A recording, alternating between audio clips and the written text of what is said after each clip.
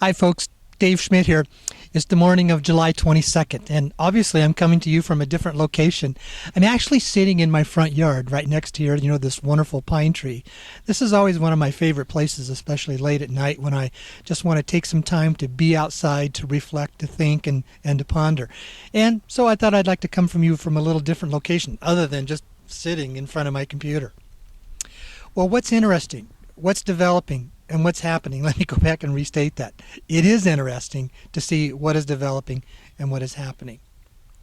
For so many of you, you wonder what is taking place and why do I keep, coming here and saying these things that I say, and what appears to be so many delays after delays. And I understand that. I get very frustrated.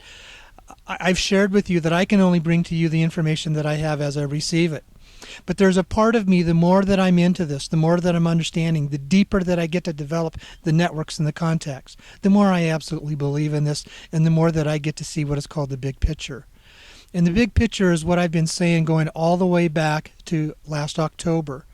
Until there is a sufficient means or a sufficient measure of who we call cabal operators that have been neutered, and that's the term that I use. Until that has happened in a sufficient measure, these funds aren't going to be released. Now, I know I'm repeating myself when I say that. But in the meantime, it's extremely important that we know that. And this is not just a simple process. This is not just about releasing money. Because the family, who you know that I absolutely believe is the source of the funds, I believe that more than ever before. If they just simply release the funds, then it gets into the wrong hands of the wrong people, and it's not released for what is its purpose. It was last week that I was talking with the ambassador, and he wanted me to share with you the importance of understanding what is called the vision of humanity.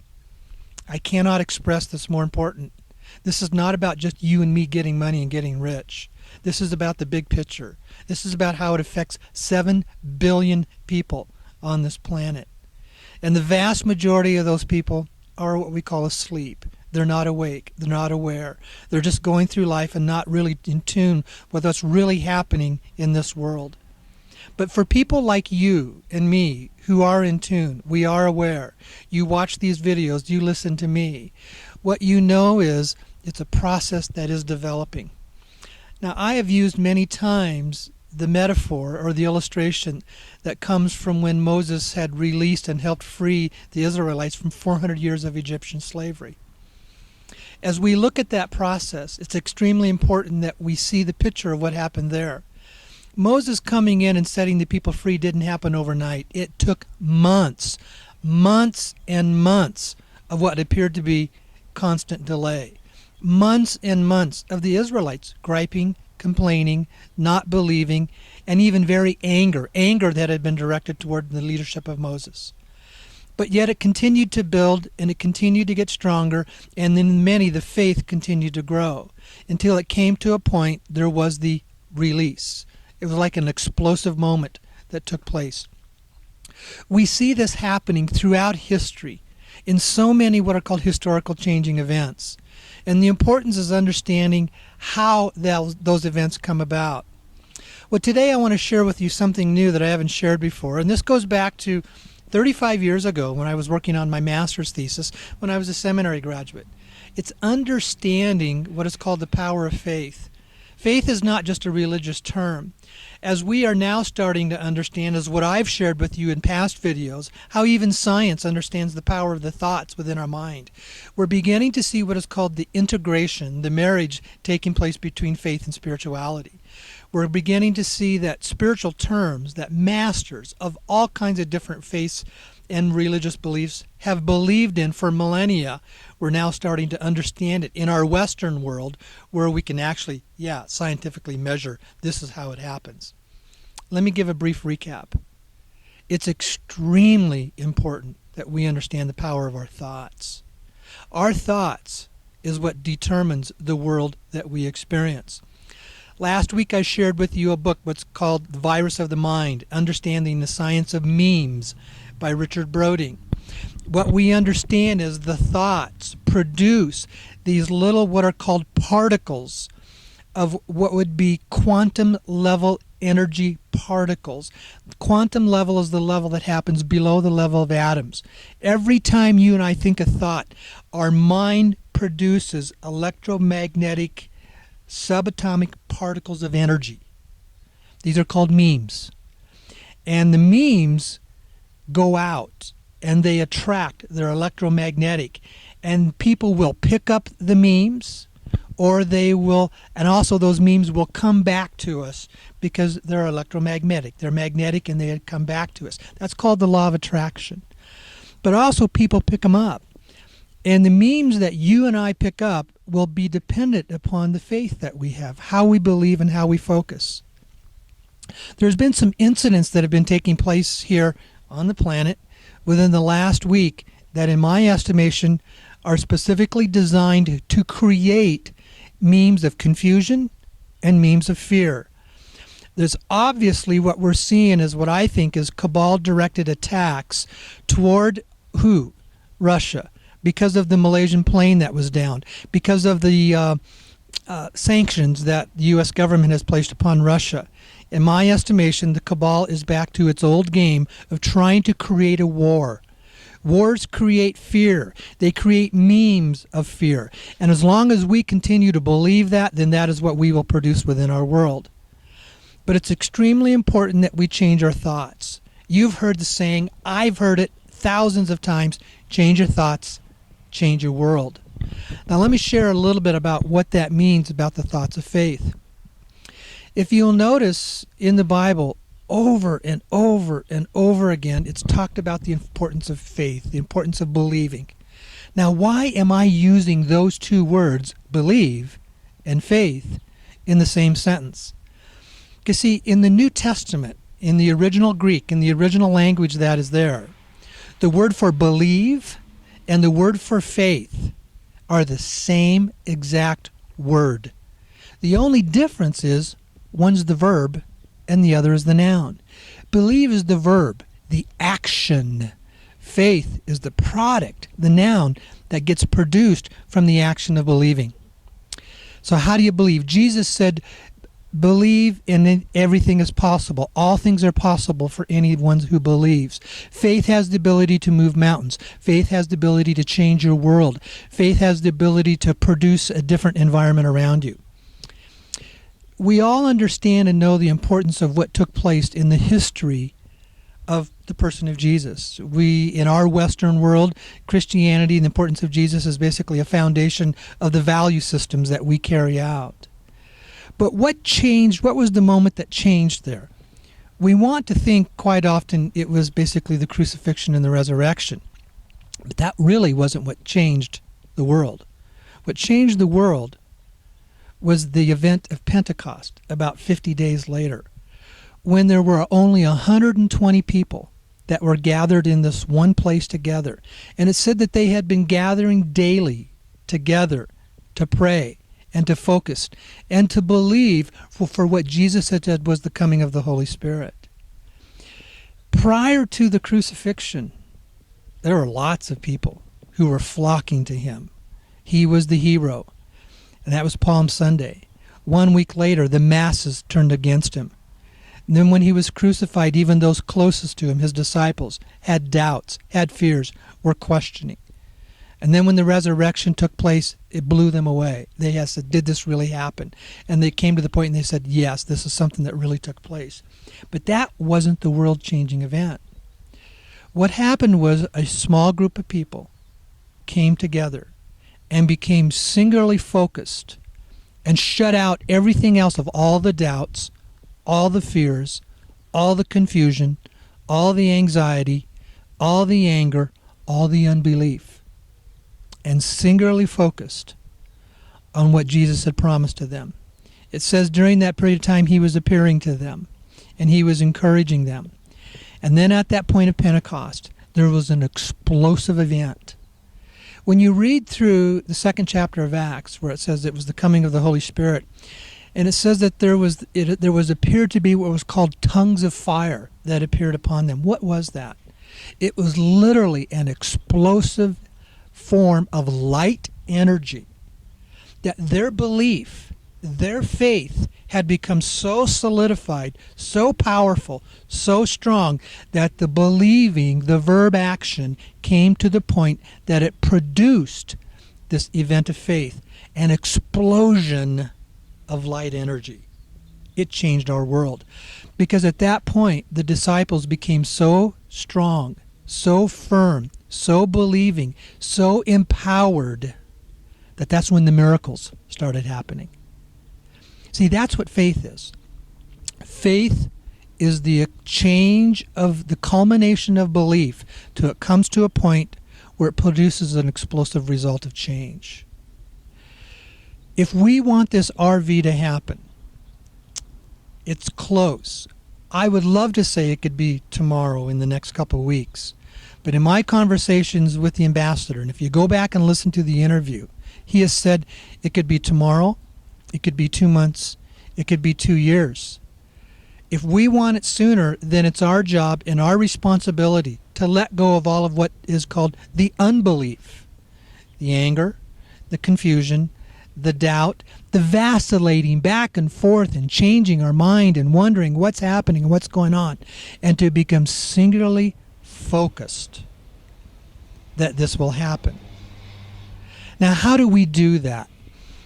I've said you got to get in touch with your thoughts, because the thoughts produce the memes. The thoughts produce the particles of energy that create the events around us. It's our singly focused faith in the energy of our thoughts that brings something into existence. Something that we know is there. We can feel it. We can sense it. We wouldn't be here if you didn't believe in that. You wouldn't be listening to me if you didn't believe in that. You wouldn't have gone out and purchased your dong, your dinar, or put them on reserves if you didn't believe in that. We're all here together in this, in believing that this is going to happen. And it's interesting because how the ambassador uses the terminology. Because what it really is, what's really changing this are the actions of the cabal, of what they're going to choose to do in their own free will, of when they're going to choose to either give in, capitulate, and surrender, or they will carry out their actions to produce the global currency collapse. I've said this for months.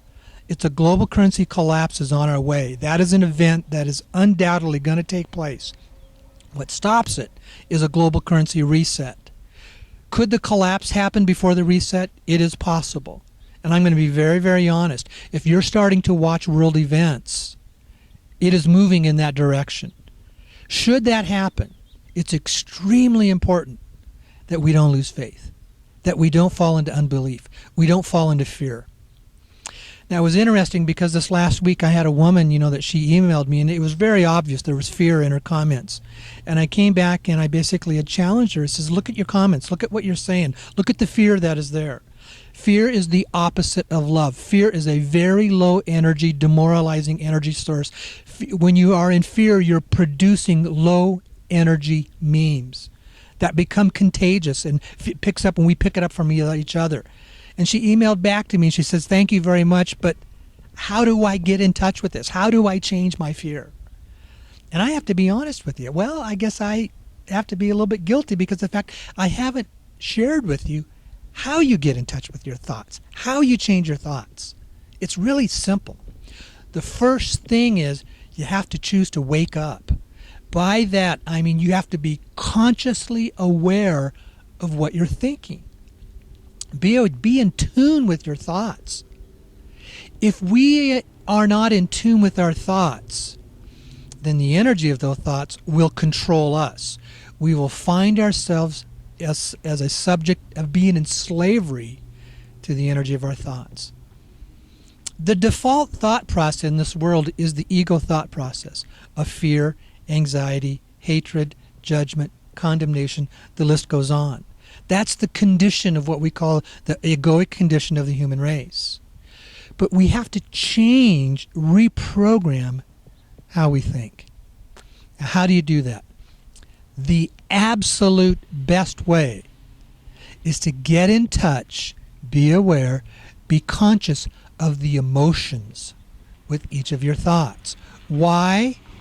Because the emotion is the energy you are experiencing of the meme you are producing. Feel fear. You feel it in your body. Your body, the emotions and the energy in your body will always tell you what you are thinking at your subconscious level. And your subconscious thoughts are far more powerful than your conscious thoughts. Get in touch with that energy. Feel happiness. What does happiness feel like? It's really good. What does joy feel like? It's really good. What does love feel like? Wow. We want that. It's that positive vibrational energy that we experience.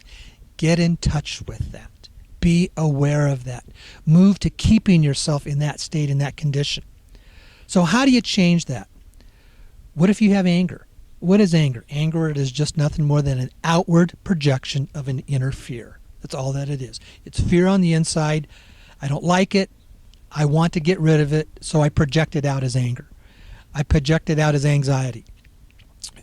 Fear and guilt are your two basically bottom line negative emotional energies. Fear is the opposite of love. Love is the most powerful one that is out there. You want to know what some of the second most powerful? The emotions of faith and belief are extremely powerful energy emotions. So what do? Let me give an illustration. For years of my life, I was oblivious to how much fear was controlling me. I had no idea. I can look back now, I can see the things that I had hoped for, the things that I wanted, things I wanted to accomplish in my life. Fear would stop me. Anxiety would stop me. Doubt would stop me. Worry about what someone else was thinking about me would stop me. But it was habitual. I had come to the point in my life, it was just automatic, and I didn't know how to get rid of it until I had come to a point of having such a strong desire to change. I basically had come to the point in my life I was sick and tired of being sick and tired. I was sick and tired of not having what I wanted. I was sick and tired of being in a position of struggling. And then as I began to wake up, I began to realize all these things that I wanted, they started coming at me. And here's what I learned. Comes back from the principles that are taught in A Course in Miracles. Jesus said the kingdom of God is within inside of us, within you, inside of us. All the love, all the faith, all the power, all the energy, all the joy, all the happiness, all the ability to create our world in a very positive way is inside of us. It's not about finding something outside of us that we want to bring into our life that we think will change our life. I want this right relationship. I want this right job. I want this right experience. I want this reval to give me the money from the outside to come in.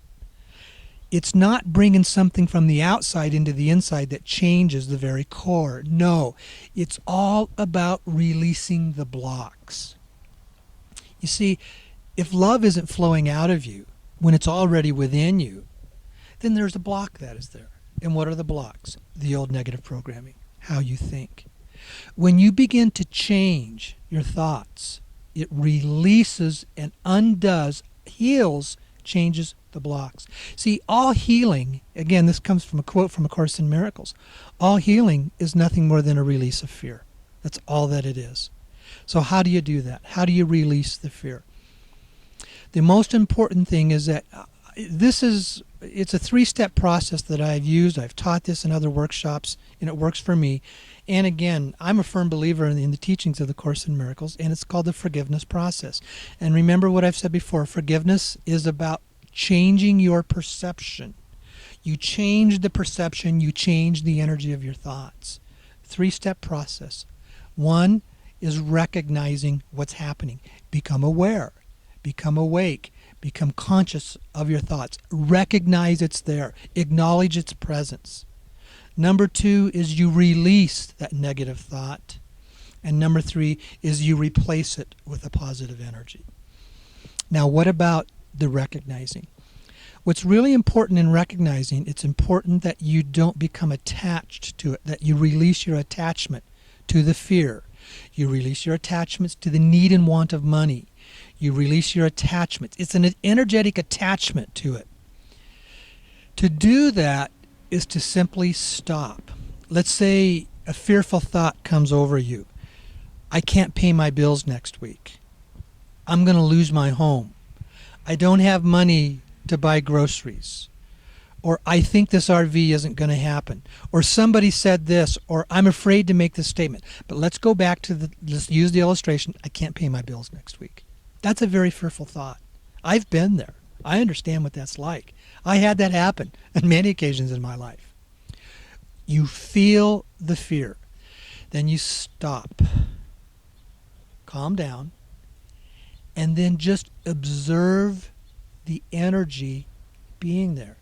It's like, oh, hi fear, you're there.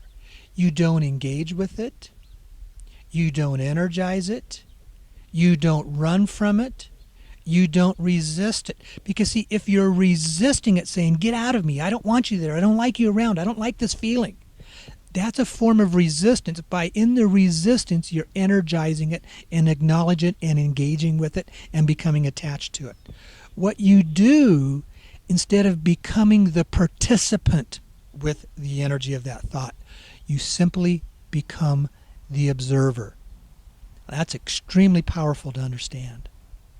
It's called the observer factor. There's a great movie that's out there. It's called What the Bleep Do We Know? And it talks what is about the quantum experiences, what they did. What was called the split atoms. Or split quantum. I'm sorry. I'm trying to remember actually what it was. But what it does, it showed that the energy particles of our memes, by simply observing them, they changed the particles from particle format to wave format. What does that mean? They changed the energy by simply being an observer. A neutral observer, not judging it, not engaging with it, not taking action on it, not believing it, not resisting it, just observing it. There was an illustration that I'd used in a workshop that I had done. It says, if I'm having fear and if I'm engaging in the fear, it's like a drama, a movie play, I should say a play, a theater production that's going on. If I'm engaging with the fear, then I'm an actor on the stage participating in the drama. And when I feel that fear, here's what I do to change myself from a participant to an observer. I mentally stop and say, oh, I'm being the actor here. I don't want to be the actor. I don't want to be the producer of this drama. I visualize myself walking off the stage and going into the audience and sitting down in one of the seats and then just observing the action with no judgment. Jesus said, judge not, lest you will be judged. See, when you put judgment out, the energy of judgment, then it comes back to you. And the measure with which you do that, it will come back to you. By changing to just being the observer, no judgment. Is that evil? Is it not evil? Is it good or is it not good? That doesn't mean you can't enjoy the goodness of the emotions, but that's how you change it.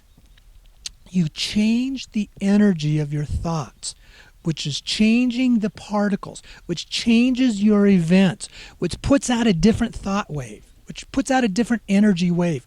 When you change that by just observing, you are literally alchemizing and changing the energy particles, the memes that create your world, my world, and what we experience.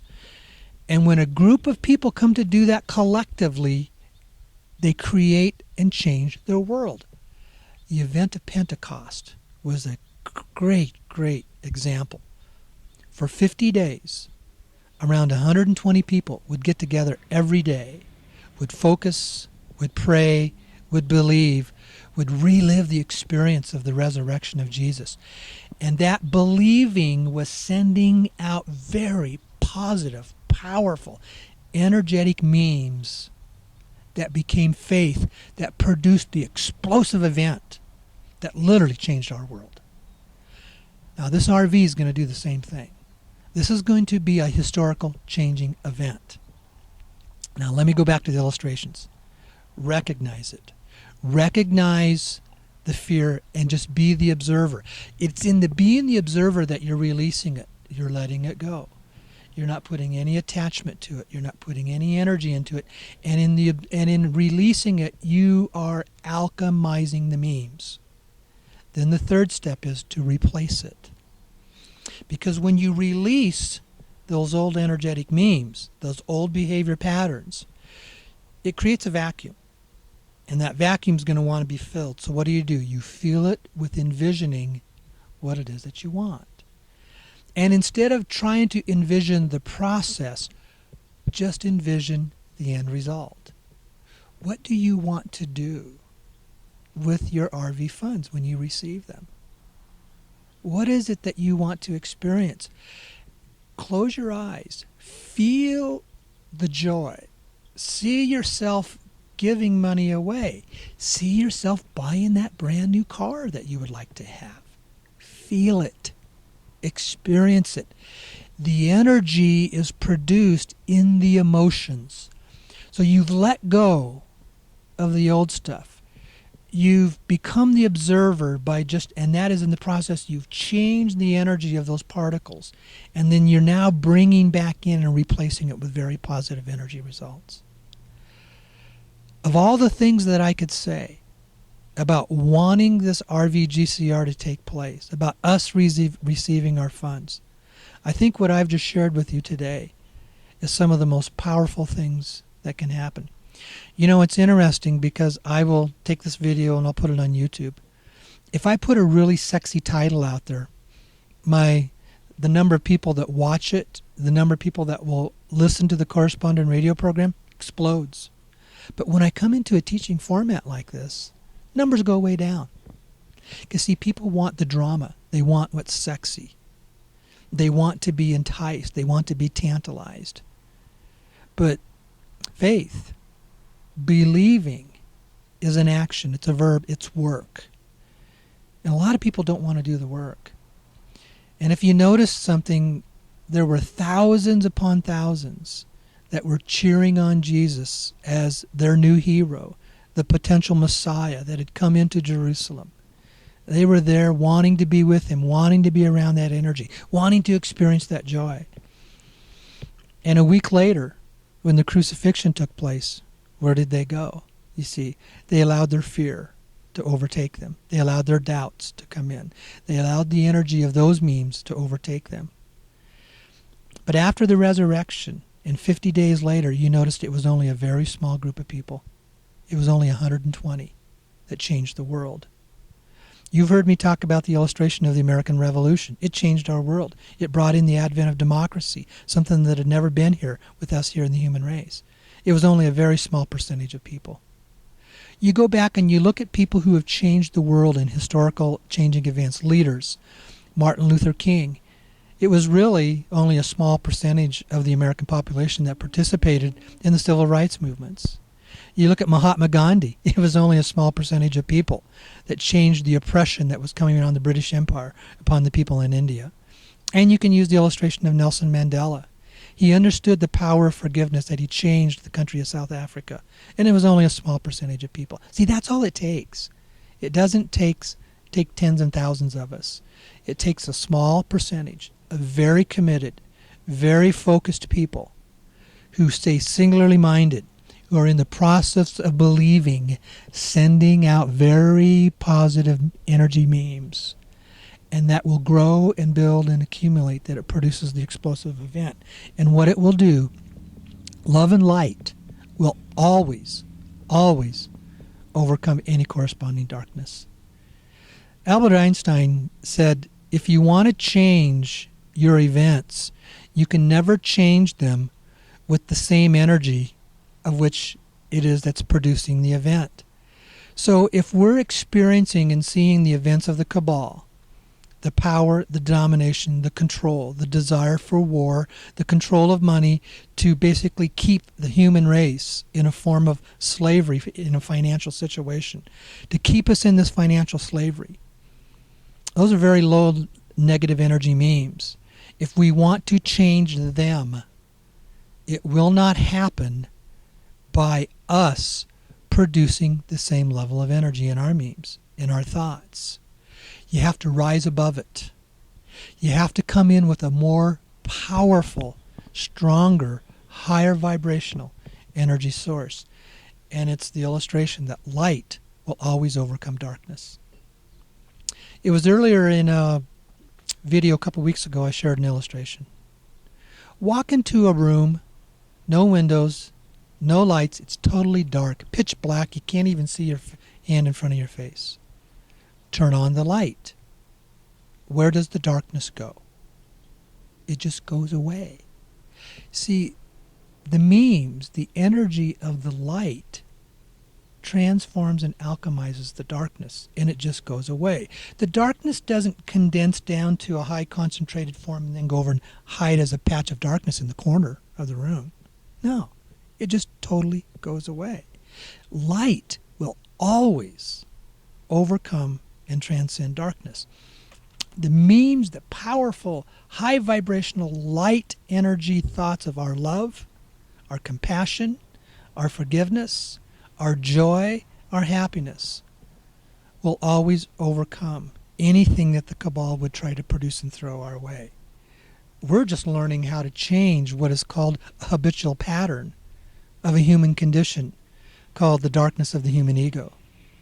We see its results in the world all around us. We're now in a historical changing time. Except when history comes at us, when you're in the middle of history, you don't always experience it. Because when you read in a history book, you're reading one paragraph of an event that maybe took place over 5 years, 10 years, 20 years. A single paragraph. Here we are in the midst of making it happen now. Change this world with me. I'm anticipating it. Can I tell you when? No, I don't. But I'll tell you one thing, I am going to continue to believe. I'm going to continue to believe and believe and believe. I'm going to refuse to allow any thoughts of fear, anxiety, darkness, anger, judgment be a part of my life. Do I experience those? Oh yeah, I'm human. I make those mistakes. But here's what I've noticed, what's changed in my life. I'm very quick to sense them and see them now. And my shifting them is now almost an automatic habit in my life to shift from negative thinking, producing negative means, into producing positive means of love. That's my passion. That's what I'm here to do. And that's what I want you to share with me. So thank you, folks. And this is an exciting journey for all of us. Okay. Thanks a lot. And enjoy having you on the radio program tomorrow night. Okay. Bye-bye.